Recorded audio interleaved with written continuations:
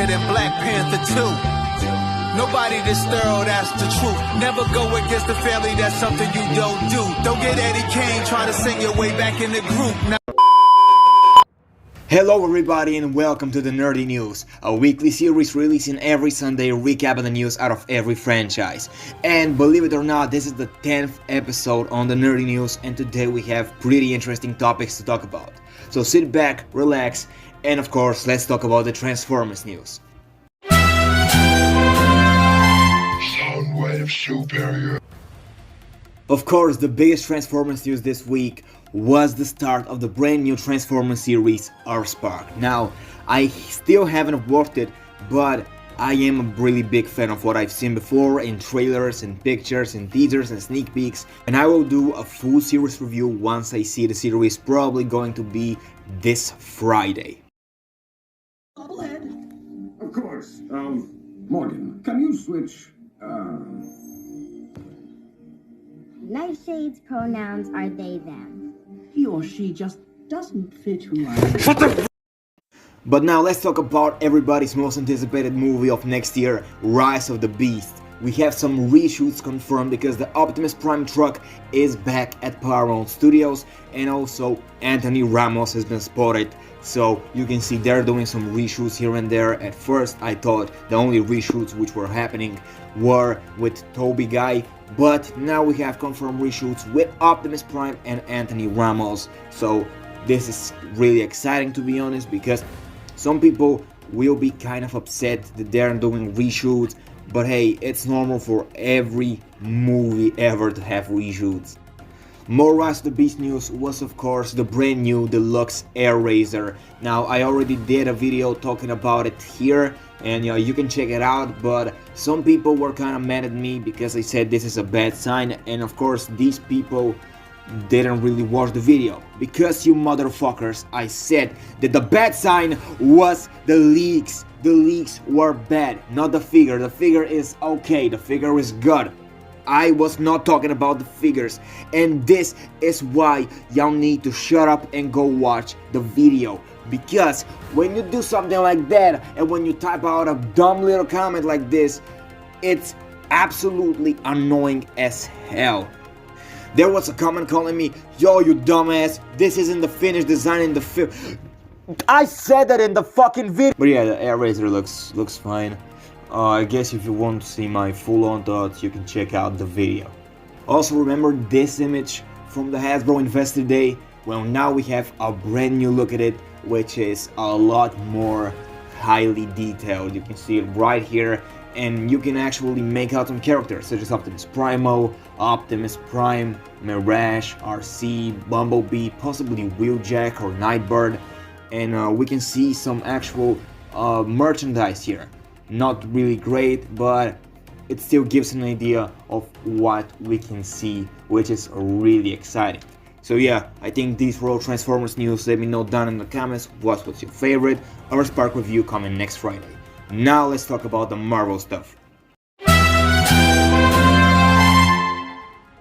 The Marvel Cinematic Universe had some new updates here and there, but first, let's talk about the main thing that happened this week, which was of course Marvel Studios' newest film, Black Panther: Wakanda Forever. Okay, what a movie. Now of course, let's talk about the non-spoiler things here.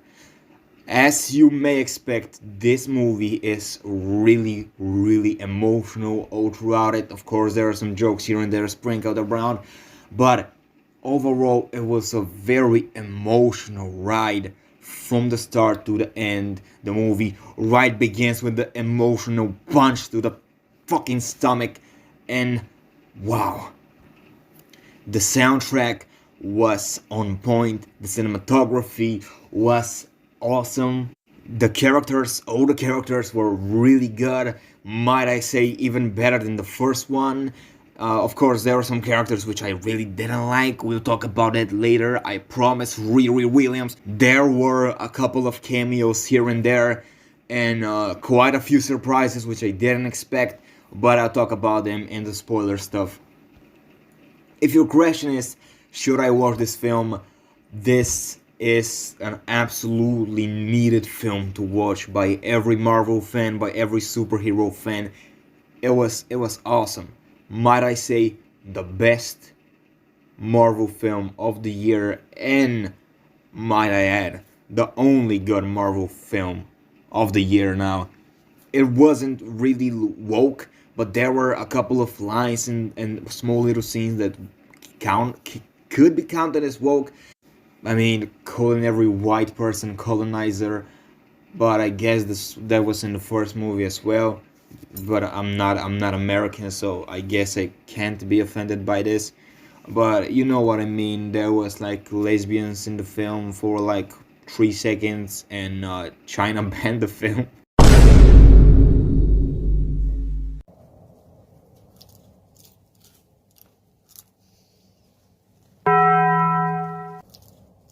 The start of the movie was just perfection. It opens with a panic. It was confirmed that T'Challa in the film has like a disease, and Shuri needs to find a cure, but the heartbeat just keeps on dropping, and everybody's in panic.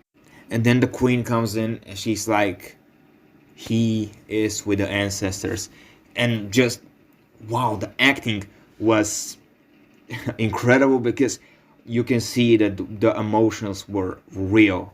Like they really did lost a very dear friend, and the emotions with just Shuri hugging the casket was like, damn. Shuri also was great in this. Might if I say she carried this film. She was awesome, and of course she was indeed the new Black Panther. Like Marvel, what was Marvel thinking? They're like, oh, you didn't guess it. Yeah, we did. It was Shuri. We all knew that. Also, the main villain was indeed Namor, or as he's called in the film, often Namor, which means like the child with no love, Amor, because yeah, it was actually a really nice way to explain it. But there is also his cousin, I believe. She is called Namora, which wasn't explained in the film, which was kind of weird. Namor was also really cool. Like he got the swinging, the stuff. He flies now, and yeah, it was awesome. The final battle was just brutal as hell, and yeah, this one was really like holy shit. Okoye, the general of the Dora Milaje, also had like a really huge role in this, and I didn't honestly expect this, but she really did get a full-on character arc that was a whole lot better than she had in the Black Panther movie, the first one. Queen Ramonda also had a lot of spotlight, but I didn't expect it at all when she died. Yes, sir. Queen Ramonda died in this. I believe Namor. Yeah, Namor drowned her, and she actually saved Riri Williams. Which now let's talk about Ironheart. Which yeah, the suit was pretty cool, but she was kind of annoying at times. She was like screaming, and oh, the Princess of Wakanda came and ruined my fucking lab. Like, shut the hell up. Shut the hell up. A lot more important stuff is happening to be worried about your lab. But at the end, they were all cool. It was cute. She was cute. I mean, something I didn't like though was that Riri Williams wasn't really connected to Tony Stark, the Iron Man, and I guess we'll see more of her backstory in the Ironheart show. But like, one line could have fixed everything. Like, because we know she studies in MIT, and Tony Stark had a scene in MIT in Civil War. Maybe she could say like something connected to Tony Stark. So now we know why she has like a Tony Stark type Iron Man suit, but it's not explained really at all. And I guess it's because nobody asked her. So yeah. But yeah, I really don't think she was really all that needed in this. And now that I think about it, she really served like America Chavez role, just like in Doctor Strange, because all teams, the good and the bad, want this teenage girl which knows too much. In this movie, they're searching for her because she's a scientist who created a machine which can find vibranium or something like that. And of course, in Multiverse of Madness, they want America Chavez because she opens the multiverse portals. Also, something happened which I didn't really expect to happen, but I think it's logical, and that is the return of Eric Killmonger. Now, not as a full-on alive person, but as a cameo in the ancestral plane. Sure, we talked with him, it was a really nice moment. He had a new hair also, like, this is kind of weird because, like, bro, you're dead. Why do you have a new hair? Like, goddamn. Now let's talk about a post-credit scene. There was indeed only one. At the end, there was a text saying Black Panther will return, but not anything huge. But the first post-credit scene picks up right after the movie ended, and you can see Nakia with this little boy, and we all know where this is going. And it was revealed that T'Challa actually had a son. Let me just play the scene. Oguban. My name is Prince T'Challa, son of King T'Challa. It was such a beautiful moment, and I think you heard it in the video, but everybody was crying. We're sitting in the last row of the cinema because my friend speaks so, I don't know really why, but everybody in front was crying, and it was so emotional.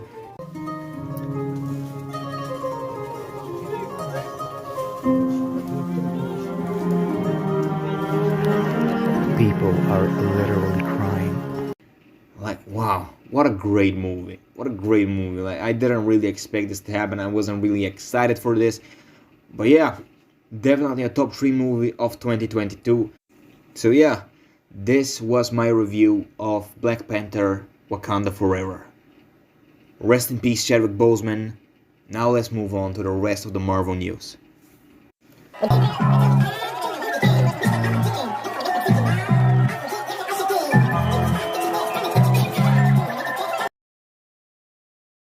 We don't have really any news to talk about, but let's talk about some reports here and there. We have something like a confirmed Guardians of the Galaxy Holiday Special runtime, which is a lot shorter than I thought. I thought it's going to be somewhere around The Werewolf by Night, which was 52 minutes, and this will be 41, which is pretty short, but I really don't know what to say here. I mean, they probably could pack a lot in this if they planned it out correctly. And yeah, I guess we'll see when it arrives on Disney Plus, the 25th of November, and I'll probably review it on Christmas Day. So yeah. Also, a new report says that Tom Holland has signed a brand new Spider-Man contract, and I'm really happy for this. And I can't wait to see what they will do with the brand new Spider-Man, something which happened at the end of No Way Home, because nobody knows him. The Venom symbiote is in the universe right now, and we know Daredevil is there, and Kingpin is out there in the streets, and we can finally have that really comic accurate Spider-Man now. He'll probably return for Spider-Man 4, which right now has a rumored date, the 12th of July 2024, and we are also expected to see him in Spider-Man 5 and 6 probably, and in the Avengers: The Kang Dynasty and Secret Wars, and some theories say that he might return in Deadpool 3, which will be really fun to see. And finally, let's talk about Secret Invasion, a really anticipated Disney Plus series of mine, which is set to debut next year. And finally, we will get to see Nick Fury's wife in this. Yes sir, in Secret Invasion, we will see Priscilla Fury, who is in the comics Nick Fury's wife, and she will be played by Charline Woodard. Now, I haven't seen her in anything else, but I am happy to see where this is going, because Nick Fury did say something about his wife in Captain America: The Winter Soldier, and I thought it was like a throwaway line, like a joke, but no, she indeed exists, and I am really excited to see her role in this and to learn more about her MCU past. But yeah, these were all Marvel news. Now let's talk about the Star Wars stuff.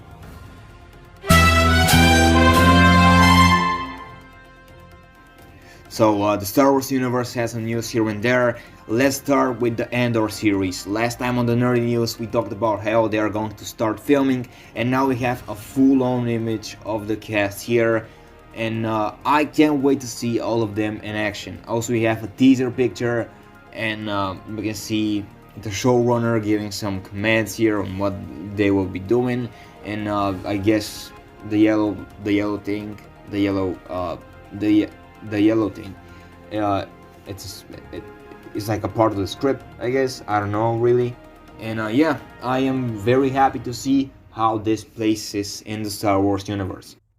Also last week I talked about a rumor for a potential new rumored Grogu short coming to Disney Plus, and now we have some actually news on this.